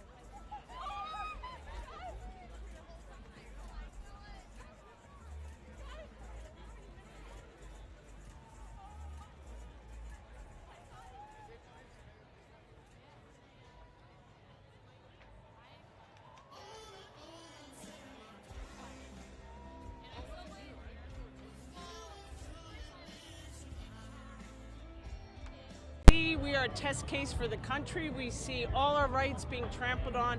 My neighbors are being kidnapped, disappeared. I live in Columbia Heights, and all our rights as a DC citizen are just being decimated. And we have to join together to fight this, because this isn't just words. These are real actions that are affecting people really in a very, very scary way. Gotcha. There was 2,700 events around the world, many of them here in the U.S., including the flagship, protest here in D.C. The numbers haven't come out yet, but they're expecting it to be one of the largest gatherings in history. What's it like to just know that you're part of history? That you were here for that. Well, I just feel so heartened to know that there's so many people that feel like me, and that we're not alone, because we feel like the powers in Congress and the presidency, we are helpless and hopeless, and today it shows that people power is real, and we have to organize. And I feel like today helps me realize that we're not alone, and just because what we see, real actions of our rights being destroyed and our liberties, doesn't mean that it's over. Doesn't mean that we have to just run scared and hide and deal with it. That's what's given me a lot of unity and collective power. What do you think that means when to see this many people coming together around the country, around the globe, like these millions of people? What message do you think that shows to the world? I think people know what's at stake. I think people see the real effects of the policies and the lawfare and the revenge and the cruelty to neighbors. People see it, and they don't want. We have to stop it. It's not a guarantee that our rights in this country, we got to fight for them every day, and this is why everyone's out. Gotcha. Last question. Obviously, we're no stranger. We're the 18th day of the government shutdown. We're just steps from the Capitol. Many lawmakers have called this a Hate America rally. You were here. You experienced it. What did you experience? No, this is a crowd that loves democracy, loves America, loves their neighbors, loves rights and freedoms, and wants to do something about it. And no, you just can't take it for granted. We know what's happening. We've seen it. We can see what's going to happen ahead. If we don't do something together, it's going to be gone. So I feel very, like I say, buoyed and heartened and hopeful that more and more people can join the movement. That's it. Thank you so much. Thank you. Thank you for taking the time. Take care. Alrighty. Back to Nat Mike.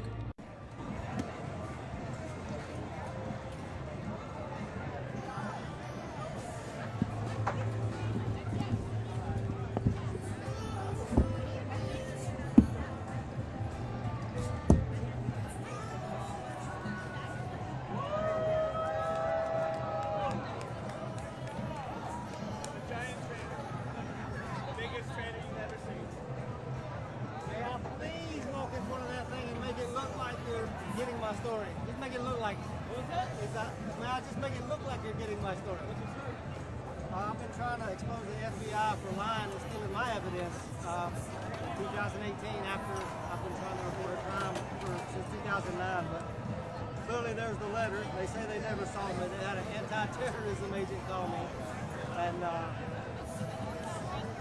again, there's the letter. They say they never saw me. That's my case. That's the man standing at the DOJ with a picture of me and the paper, standing next to a police officer with a picture of my mom. But they never saw me. And the FBI has called me via an anti-terrorism agent after they waited 14 months.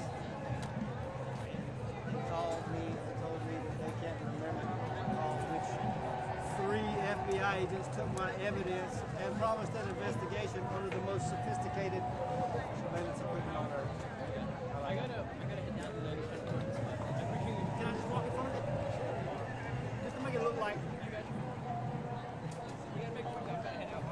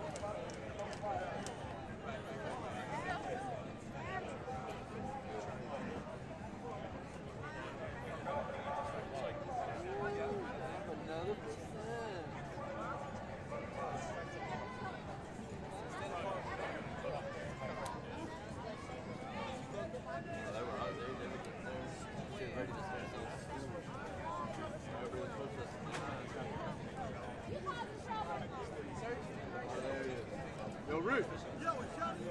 Yeah. Wait, oh no.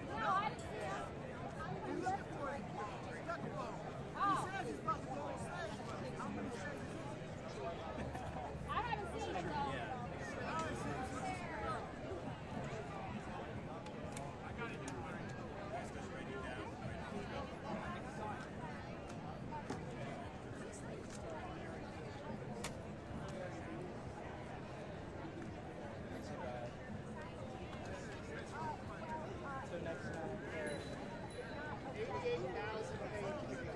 Are you heading to the bureau or going home directly?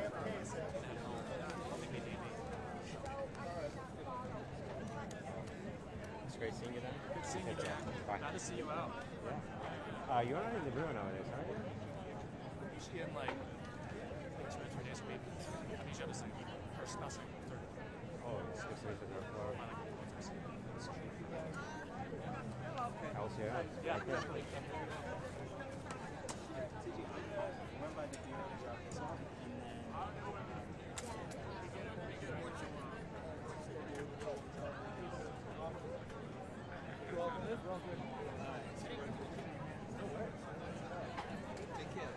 Yeah, it was good. This is good. I even got a couple laps. Have you turned any loose? Yeah,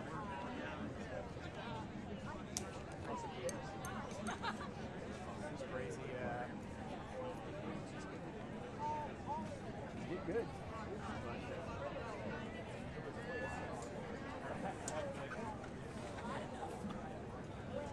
Theodore. They've got good stuff. Stinking issue is, there's this many libraries. But guess what? After I called in, I said, no audio or so I had to repeat on. It was there.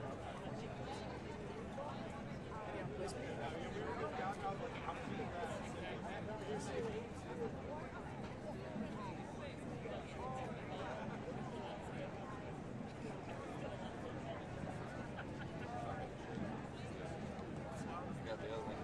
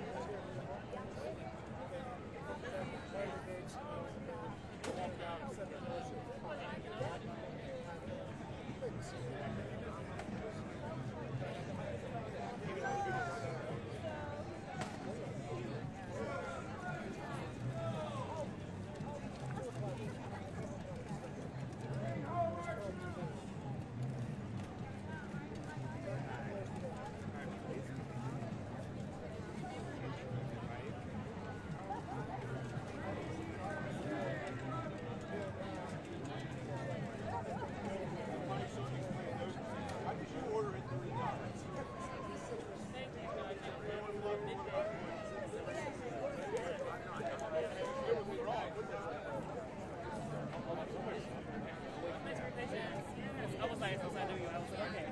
And I'm sure you didn't mind taking a seat for a hot second, too. Yeah, no. Hey, We're like way down there. Like a quarter mile. I'm just, no, if anything, like I said, I don't take your photos. Sometimes we have no sign, but yeah, I'll just do quick audio, and then again, if I can borrow one of you guys to just help me take a quick TikTok, I would appreciate that. I'm also hustling. Yeah, for the Guardian, they just wanted audio and then photos of the top too. So yeah, so no, I'll grab you guys because then I'll probably walk over here to get my stuff, so I have like somebody in the background. We'll definitely appreciate it on the fly.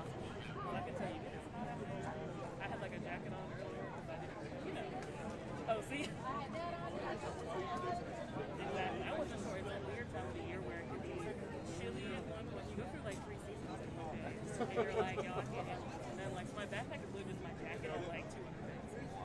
You would think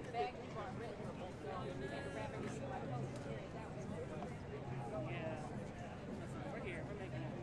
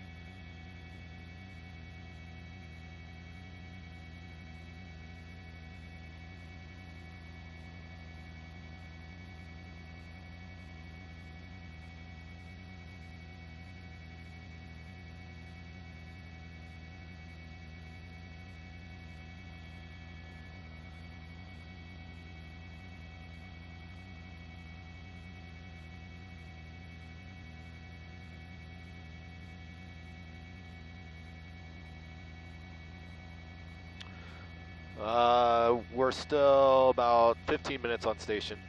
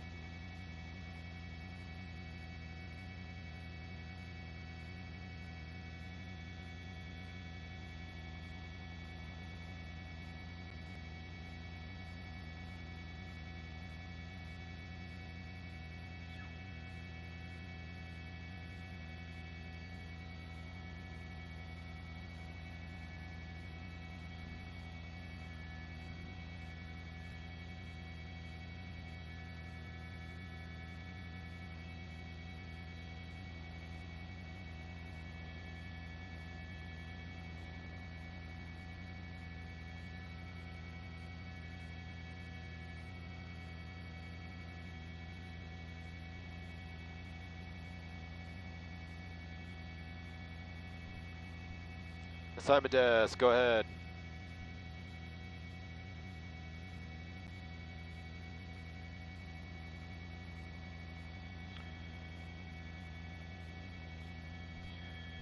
Yeah, about 12:30, 12:25, we'll have to head back.